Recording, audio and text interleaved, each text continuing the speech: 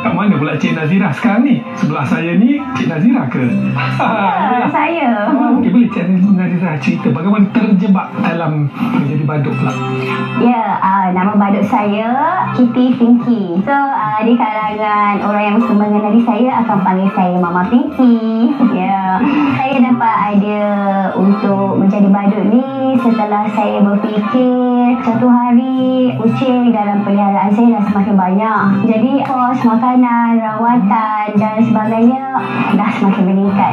Jadi, saya fikir saya perlu buat satu kerja paruh masa di samping kerja saya yang sepenuh masa tu.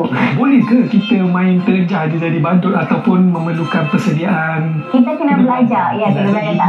Ya, kena belajar daripada orang-orang yang senior yang lebih tahu pasal badut kan. Sebab macam saya sendiri, saya Google lah, saya cari. Saya cari. Bermula dengan Google, lepas tu dipertemukan lah dengan orang yang ajar saya jadi badut. Okey. Pada mulanya, Nazira sendiri tidak yakin untuk menjadi seorang badut, memandangkan beliau langsung tidak ada asas untuk menjadi seorang badut. Namun, beliau berkeyakinan tinggi bahawa ini adalah pilihan yang paling tepat dengan jiwanya.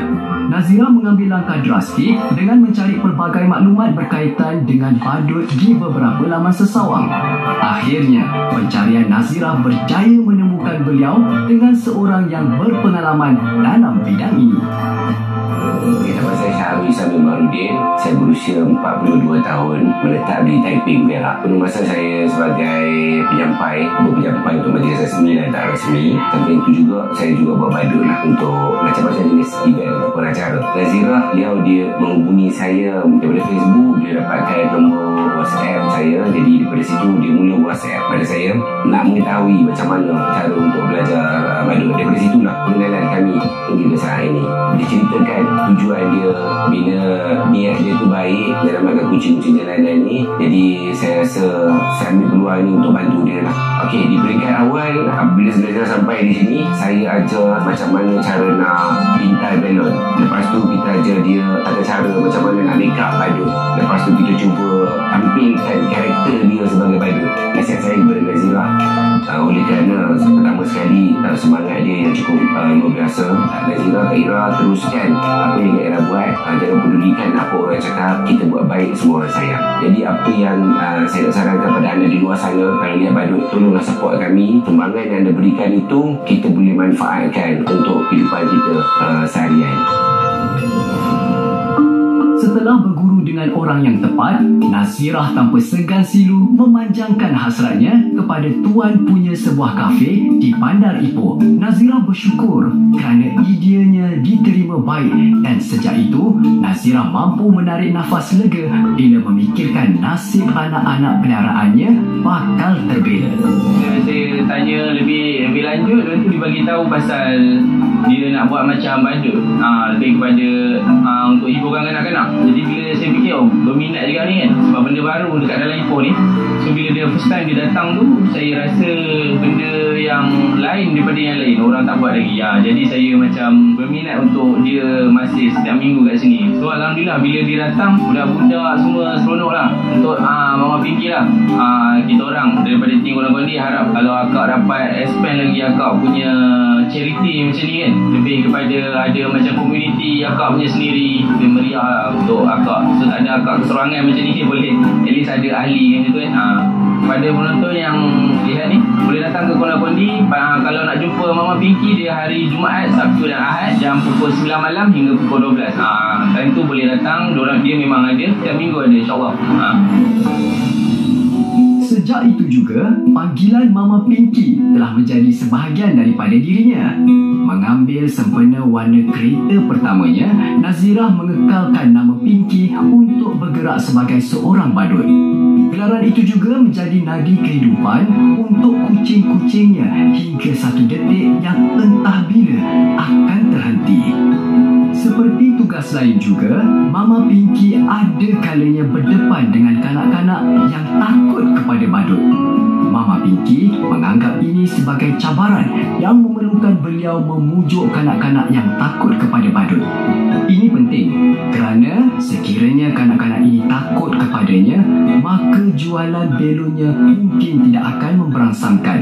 Antara cabaran lain yang dihadapi oleh Mama Pinky ialah ada ketikanya belonya diambil orang tetapi sumbangan tidak diterima.